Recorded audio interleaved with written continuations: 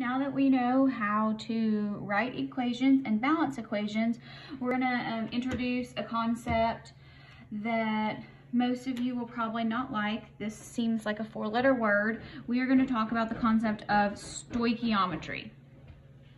That's a really fancy word. What does it mean? It means the numerical relationships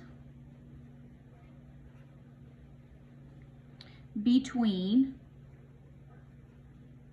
chemical amounts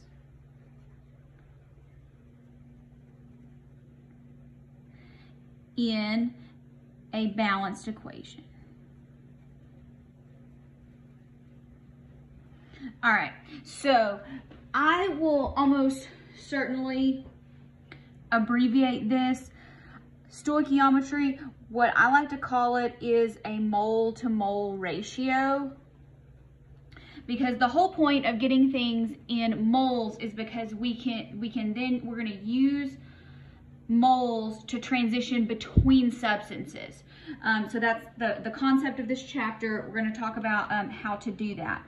So in a non-scientific example, if we're going to make a pizza, how much pizza we can make depends on what our recipe is. So our recipe in chemistry is going to be our equation. Tells us what we need and what we get. So if I'm going to make a pizza, I need 1 crust, I need 5 ounces of tomato sauce, and I need 2 cups of cheese, and that gets me 1 pizza. Bonus points to you, or kudos, if you said, that's a synthesis reaction, Dr. B. You're right. So if I have 10 cups of cheese and enough of everything else, how much can I make?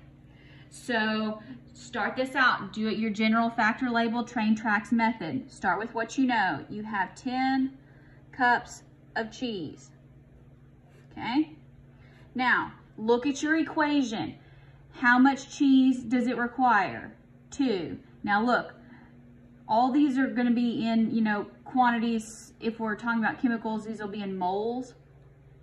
So we want to say 2 cups cheese. Make sure you label what you're using. That gets us 1 pizza. So look, units cancel out. Work these problems the same way every time. 10 divided by 2, that's going to give us 5 pizzas. How about if we have 6 cups of cheese? Well, 6 cups cheese, same thing. 2 cups cheese, 1 pizza. How much do we get? 3 pizzas. You are correct. See, this is not hard. People make it a lot harder than it is. Stoichiometry is just a scary word. So, what does this mean? The coefficients in our chemical equation, they are going to specify the relative amounts in moles of each of our substances involved in the reaction.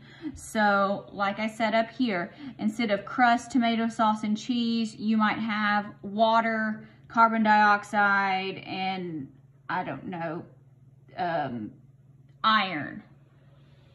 And that's going to make something. But the numbers in front, these coefficients here, become,